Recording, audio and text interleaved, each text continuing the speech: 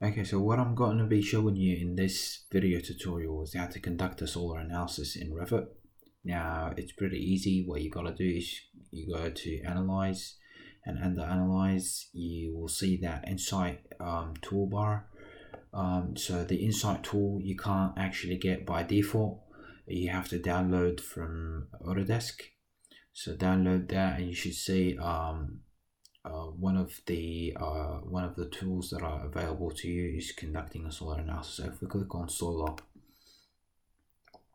you should see this this panel appear. Now, first option is selecting the starter type. Let's go with custom. So surfaces, go with user selection. And what user selection is that you get to select the surface. So the roof is selected. Say also you wanted to select your walls. So usually for a solar analysis, you'd conducted on the surfaces. So that's this includes your roof and your walls as well. You can also include the curtain walls or your windows. So I can select my my window.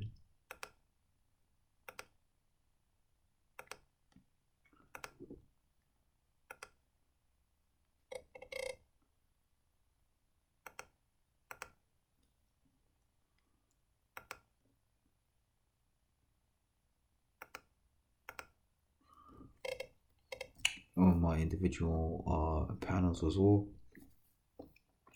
And you'll see that as you select all these different elements, the total area should change over here.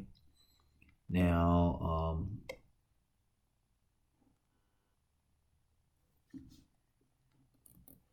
once you're ready, you should click on finish. So, and then if we go to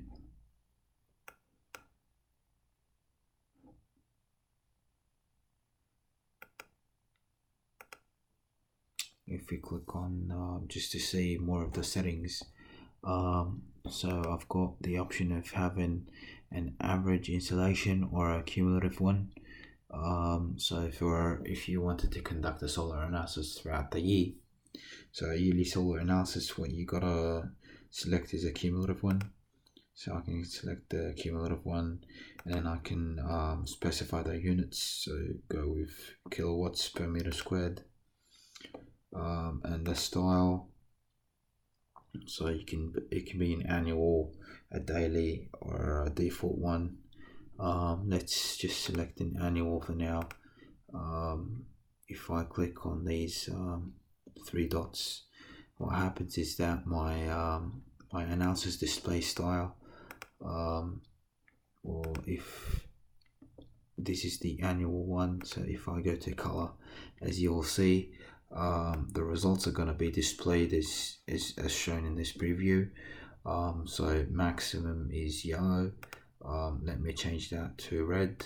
So click OK, and then let me change that to yellow. So something like that. Click apply and then OK. The other settings that you can play around with is your sun settings. So I can specify that as a full annual, so the analysis period, or using the sun settings. Now, if you specify that as sun settings, if I go to my sun settings, which are found at the bottom here, and I click on sun settings, the solar study, it's a multi-day. You've got the option of also doing a single day analysis, and then within that multi-day study setting, you can have a summer solar study, a 1 year solar study, or a multi-day solar study. You also have the option of having a spring, winter, and autumn one. So it really depends on what you're trying to achieve. with the results. So let's say we conduct a 1-year solar study, and then specify the year. So let's say that's from 2016 till the 2017. So that's a whole year. And then maybe sunrise to sunset. So you can select that. Let me actually change that to 2017. So that's a very long period. As you can see from the frames, we don't want that to take ages, so maybe you can say 1 month, and that's going to be a less accurate of an analysis because the number of frames is decreased. So it's basically going to report results, cumulative results for each month of the year. Usually your solar analysis will actually be conducted on a daily basis when it's a yearly solar study. Again, you have to specify the ground plane, and it's usually the ground floor. So once all of these have been set up, you can click on apply, click on OK. So